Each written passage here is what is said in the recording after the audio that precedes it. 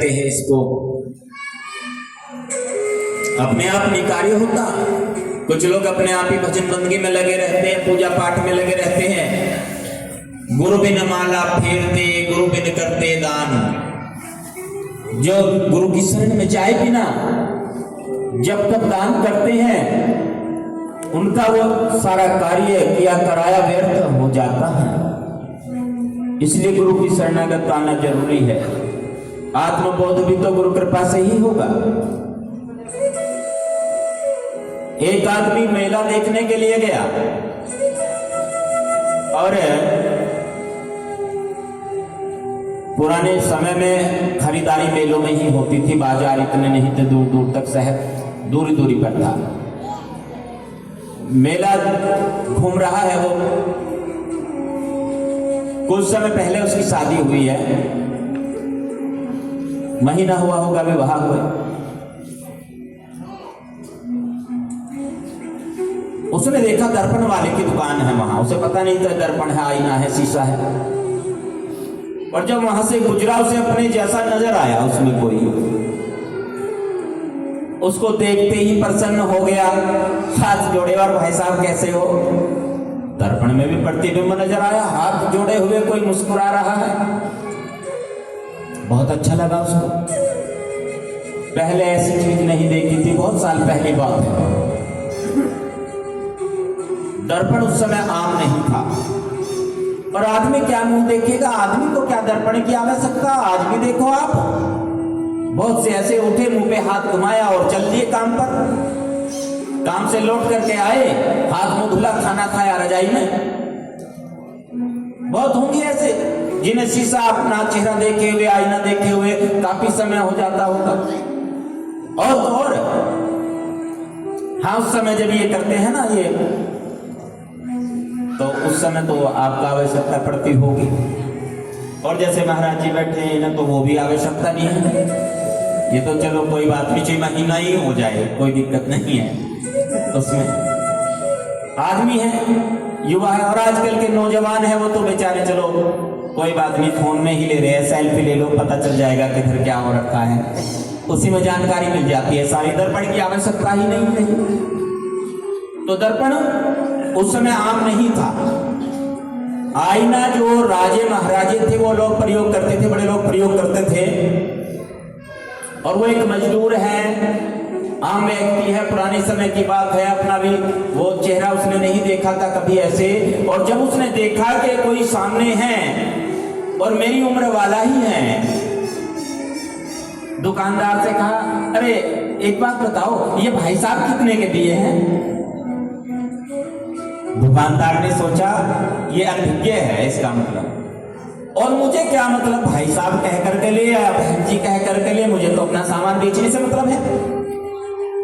बता दिया 25 पैसे के, 4 आने के। अच्छा, 4 आने जितने मेले के लिए लेकर के आया था सब उसको थमा दिए और बड़ा खुश होए, ले गया घर पे।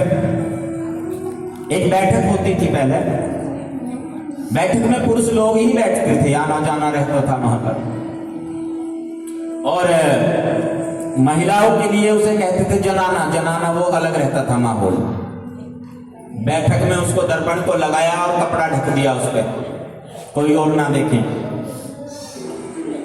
अंदर जाए, घरवाले से बातचीत करे, फिर उठ के आ जाए, कपड़ा हटाए और भाई साहब ठीक ठाक खैरियत भी है, बढ़िया है सब, ऐसे ही मुस्कुराते हुए वहां उसको अपना प्रतिबिंब नजर आ रहा है।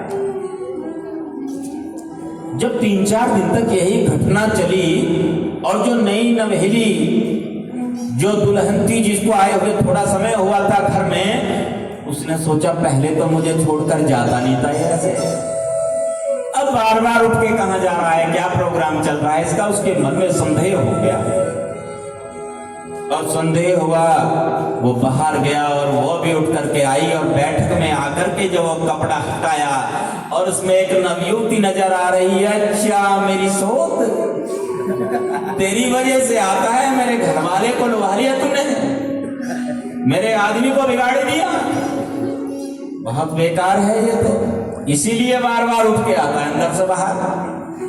ओहो, समस्या हो गई। ऐसे में क्या होगा, जो टेम्परेचर है ना 13-14 डिग्री, वो 60 तक पहुंच जाएगा। आने दो जरा। और विवाह शुरू उसके आते ही लड़के की माता जी आई, बहुरानी की सास, उसने देखा माहौल बदला हुआ है, गर्माहट आ गई। बेटा क्या हुआ, क्या समस्या है? उसने कहा समस्या, इसकी करतूत तो देखो कैसी है। अभी तो मुझे घर में आए ज्यादा दिन भी नहीं हुए और मुझे छोड़ छोड़ के बैठक वाले के पास जाता है। ऐसी नैन मटक्का करती हैं वो, और मुझे तो आंखें दिखा रही थी, क्योंकि आंखें उसने दिखाई ना, प्रतिबिंब तो ऐसा ही नजर आएगा जैसा सामने वाला प्रतिक्रिया करेगा, ऐसा ही उसमें से प्रतिबिंब नजर आएगा। दर्पण का यही तो होता है। बुढ़िया ने कहा अच्छा मैं देखती हूँ चलकर। बुढ़िया की बैठक में जिस चावली बैठी और जाकर के उसने जब पर्दा हटाया और उसमें चश्मिश सी बुढ़िया दिखाई दी, मुंह में दांत नहीं है उसके। कहने लगे मेरे बेटे पे वैसे ही आरोप लगा रही है, ये तो बहुत सेवा करने वाला है, ये तो बूढ़ी अम्मा है, इसे सेवा के लिए लाया हूँ घर पे। ऐसा ना मेरा लाल, वो तो बहुत सेवादार है। बुढ़िया अपनी बात बताए, तीनों में विवाद हो गया। वो के भाई साहब है, उसके घरवाली के भाई साहब नहीं है, लड़की है उसमें तो नवयुवती है। बुढ़िया करे तुम दोनों झूठ बोलो, वो तो मेरी उम्र की है, सेवा के लिए लेकर के आया, इतनी देर में उसका जो है बड़े मियाँ आ गए। घर के मुखिया, लड़के का बाप, बहुरानी का ससुर, मुखिया के आते माहौल एकदम से ऐसा हो जाता है। जब घर में बड़े आते हैं ना, परिवार में शोर शराबा हो रहा हो, किसी बात को लेकर के कोई चर्चा चल रही हो, और जब घर में बड़े आ जाते हैं तो एकदम से शांति सी हो जाती है। क्या कहे, देखो अरे माहौल कैसा, भाई क्या हुआ, क्या समस्या आई? अब बहुत तो बोले ना कुछ, क्या करे, ससुर का सम्मान रखना है। अब वो बात कहां से घुमाए? सास ने बताया कि हमारी बहुरानी को संदेह हो गया, शक हो गया, ये बेटा मेरी उम्र की किसी बुढ़िया को ले आया, बैठक में बैठा रखना और सेवा के लिए लाया होगा। ये कहती है वो लड़की है। अच्छा ये कुछ और कह रहा है लौंडा। अच्छा क्या कह रहा है तू, भाई बोल। उसने कहा जी भाई साहब है, मेरी उम्र के है, मेले से लेकर का आया था, वो तो खर्च ना करा रहे बिल्कुल भी, ना कुछ खाते हैं ना कुछ पीते हैं, और बस मुस्कुराते हैं। अकेले में मन नहीं लग रहा था, मन प्रसन्न हो गया। अच्छा बेटी तू क्या कहे? क्या कहूँ, मेरी उम्र की है, लड़की है वो तो। अब बुढ़िया के बुढ़िया, उसने कहा मैं देखता हूँ प्रत्यक्ष में कौन है। भूल गया बैठक में जाकर के कपड़ा हटाया, और कपड़ा हटा करके देखा है तुम तीनों गलत बोले तो बूढ़ा है। जैसे हमारे दीवान जी हैं, दीवान दास की तरह बूढ़ा है, तो तुम तीनों ही गलत बोल रहे हो। एक बात बताइए, क्या वो तीनों झूठ बोल रहे हैं? नहीं, परंतु क्या वो तीनों या चारों क्या सच बोल रहे हैं? ना तो झूठ है और ना सच है। तब वहां पर संत जी का आगमन होता है। जैसे महाराज जी बैठे जगतदास जी, संतों का आगमन हुआ और संत जी ने कहा बेटा ये जो तुम देख रहे हो ये है दर्पण, ये दर्पण है, और दर्पण को कहते हैं आईना।